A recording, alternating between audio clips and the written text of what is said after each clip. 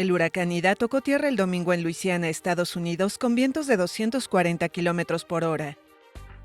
La ciudad de Nueva Orleans recibió el fenómeno categoría 4 de 5 con ventanas tapiadas y casas rodeadas de bolsas de arena, exactamente 16 años después de que el huracán Katrina devastara esa región. Algunos de mis vecinos que estaban aquí durante Katrina decidieron quedarse, y yo decidí que yo también me quedaría.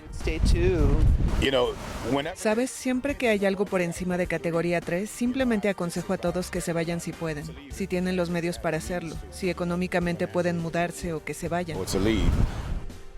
La mayoría de los residentes siguieron las recomendaciones de las autoridades de abandonar la zona, por lo que las carreteras se vieron saturadas en los días previos.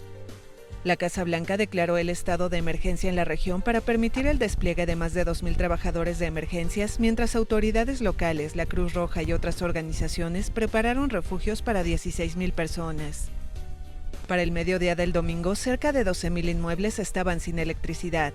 Algunas zonas de la localidad de Grand Isle ya comenzaban a inundarse por el aumento del nivel de las aguas, según reportó CNN, y de acuerdo con el Centro Nacional de Huracanes, el mar ya estaba 1,5 metros por arriba de su nivel habitual.